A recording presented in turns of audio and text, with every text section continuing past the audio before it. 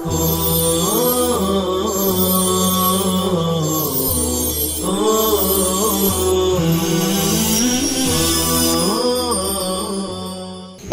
أكبر الله أكبر الله أكبر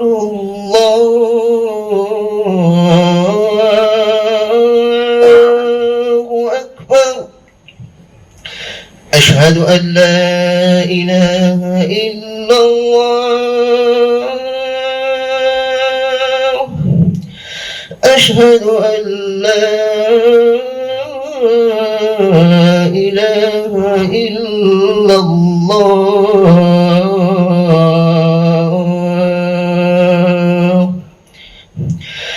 أشهد أن محمدا رسول الله.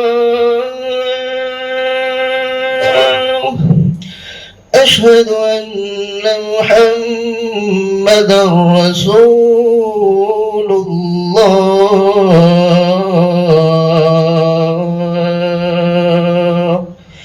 حي على الصلاة.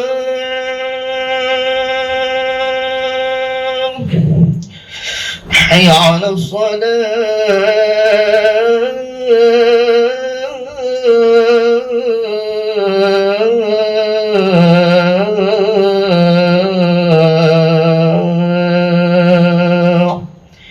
حي على الفلاح.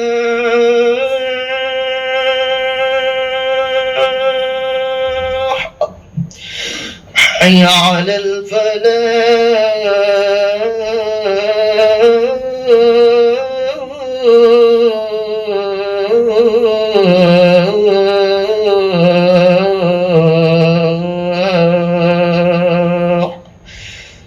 الله أكبر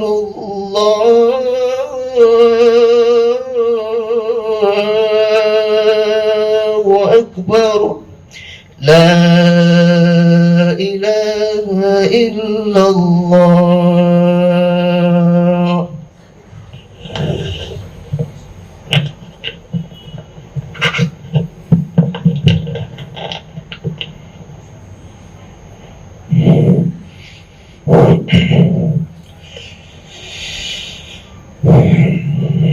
إن الحمد الذي عز عظمة وعلوا وجلالا وتقدس مجدا وسموا وكمالا، أحمده سبحانه وأشكره جعل حجاب المرأة رفعة لها وشرفا، وأوجب لنا العفاف والحياء والطهر كرما.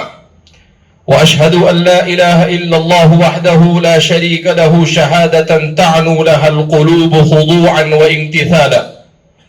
وأشهد أن سيدنا محمدا عبد الله ورسوله خير من عظم الله أقوالا وفعالا، صلى الله عليه وسلم وبارك عليه وعلى آله الذين كانوا عن الإسلام كماة أبطالا. أما بعد، فاتقوا الله عباد الله، واستمسكوا من دينكم العروة الوثقى، وتزودوا فإن خير الزاد التقوى، واتقوا الله ربكم وافعلوا الخير لعلكم تفلحون. معاشر المسلمين، إن الله تعالى جعل اللباس زينة وسترا وطريقا للخير ومظهرا للتقوى، فأمر المرأة بالحجاب وأحاطها بالصيانة والستر، وأمرها بالعفاف والطهر، وصانها بلباس الحشمة عن التهتك والتبرج والابتذال، وحرم عليها الخلوة بالرجال.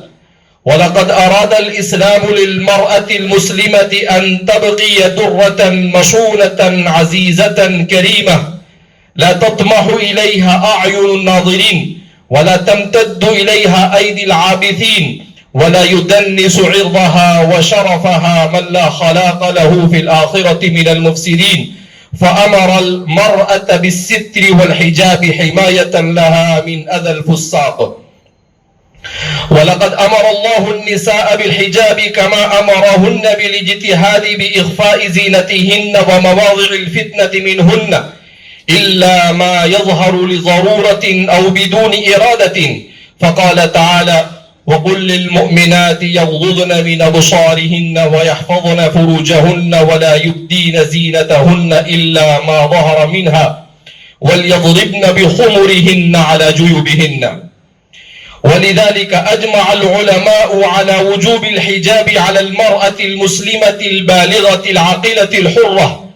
والمقصود بالحجاب هو اللباس الشرعي الذي يستر عورة المرأة أمام الأجانب، أي من هم من غير المحارم، والذي يجب الالتزام به تطبيقا لما جاء في القرآن والسنة بهدف صونهن وحفظهن من كل شر وفتنة تسكن في بعض النفوس المريضة. ولما أدرك أعداء الإسلام أن أقصر طريق لهدم الإسلام هو إبعاد المرأة المسلمة عن حجابها وآداب دينها وقيمها، فكذبوا على المرأة المسلمة وخدعوها وعللوا لها سبب تخلفها بحجابها والتزامها بقيم دينها، وأن حجابها هو انتهاك لحريتها وكرامتها وانتقاص من حقوقها. إخوة الإيمان، إن من يتأمل نصوص الشرع وعبر التاريخ يتيقن مفاسد التبرج وأضراره على الدين والدنيا، ولا سيما إذا انضم إليها الاختلاط الحرام. فمن هذه العواقب الوخيمة تسابق المتبرجات في مجال الزينة المحرمة لأجل لفت الأنظار إليهن، مما يتلف الأخلاق والأموال ويثير الغرائز والشهوات، ويجعل المرأة كالسلعة المهينة الحقيرة المعروضة لكل من شاء أن ينظر إليها. إخوة الإيمان، لقد شهدت بلادنا الهند حاليا مشهدا غريبا ووضعا عجيبا. بنت مسلمة تريد أن تدخل مدرستها بالحجاب، فيحيط بها شرذمة من الأوغاد والمشاغبين محاولة منهم خلع حجابها وعدم دخولها معه حرم مدرستها، رافعي أصواتهم بهتافات كفرية استفزازية بغيظة. ولكن بنت الإسلام أبت إلا أن تتمسك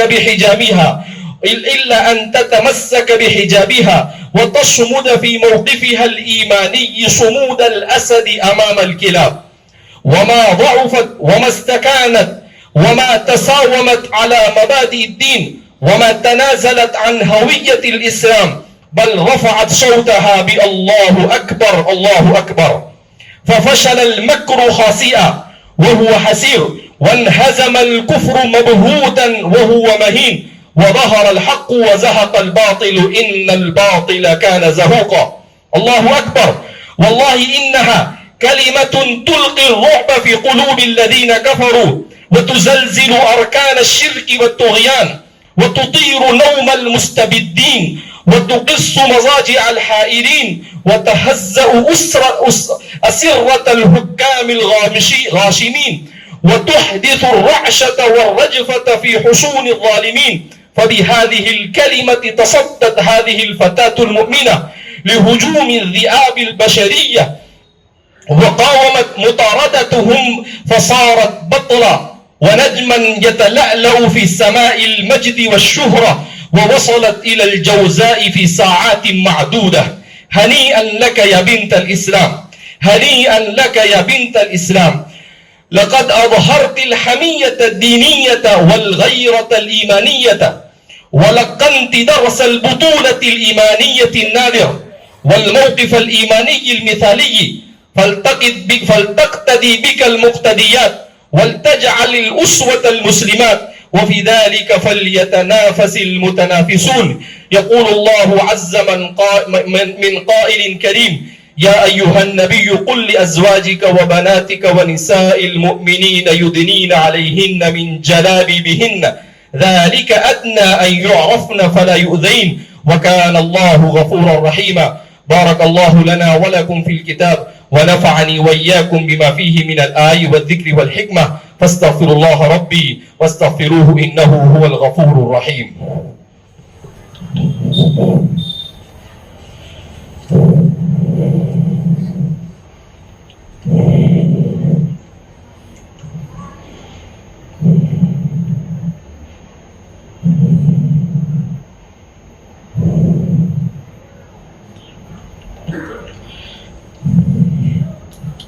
الحمد لله رب العالمين والعاقبة للمتقين ولا عدوان إلا على الظالمين وأشهد أن لا إله إلا الله وحده لا شريك له ولي الصالحين وأشهد أن محمدا عبده ورسوله سيد الأتقياء وإمام المرسلين اللهم صل وسلم وبارك عليه وعلى آله وصحبه أجمعين أما بعد فاتقوا الله عباد الله وراقبوه في السر والنجوى معاشر المسلمين لنعلم هنا أن محاولة خطر الحجاب في بلادنا لخطوة عدائية بغيضة وانتهاك صارخ لحقوق الإنسان والأقليات وللحرية الدينية والفكرية كما أنه ينتهك التزامات الهند بموجب القانون الدولي لحقوق الإنسان حيث إنه يضمن الحق في التعبير بحرية عن المعتقدات الدينية للفرد وحرية التعبير والتعليم من دون تمييز وإن ارتداء الحجاب حق للمسلمات في الهند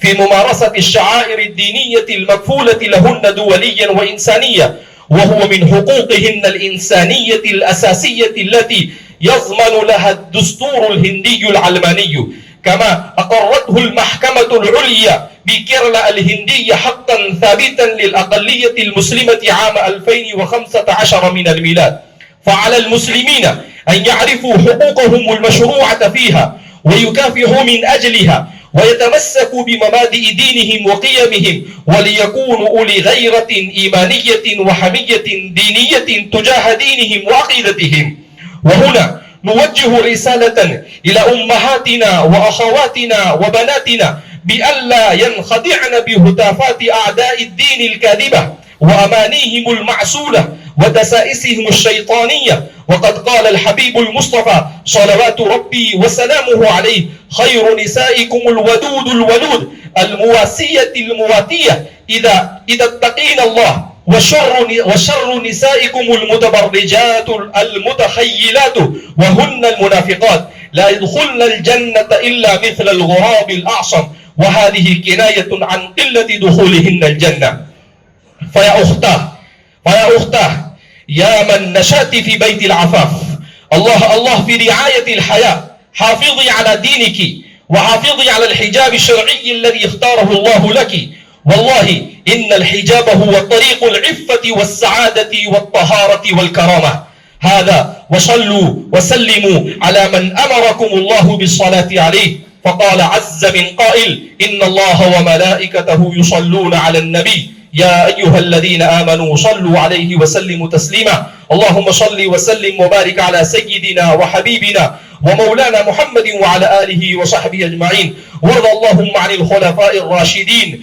خليفة رسول الله سيدنا أبي بكر الصديق وعن أمير المؤمنين سيدنا أبي حفص عمر بن الخطاب وعن جامع القرآن وذي النورين والبرهان أمير المؤمنين عثمان بن عفان وعن أسد الله الغالب أمير المؤمنين سيدنا علي بن أبي طالب وعن التابعين وتابع التابعين لهم بإحسان إلى يوم الدين وارض عنا معهم وفيهم برحمتك يا أرحم الراحمين اللهم احفظنا من كيد أعدائك أعداء الدين واملأ بيوتنا بالعفاف والحياة والطهر والنقاء يا رب العالمين اللهم وفقنا لما تحب وترضاه واجعل الآخرة لنا خيرا من الأولى عباد الله رحمكم الله إن الله يأمر بالعدل والإحسان وإيتاء ذي القربى وينهى عن الفحشاء والمنكر والبغي يعظكم لعلكم تذكرون فاذكروا الله العلي الجليل يذكركم واشكروه على نعمه يزدكم ولذكر الله أكبر والله يعلم ما تصنعون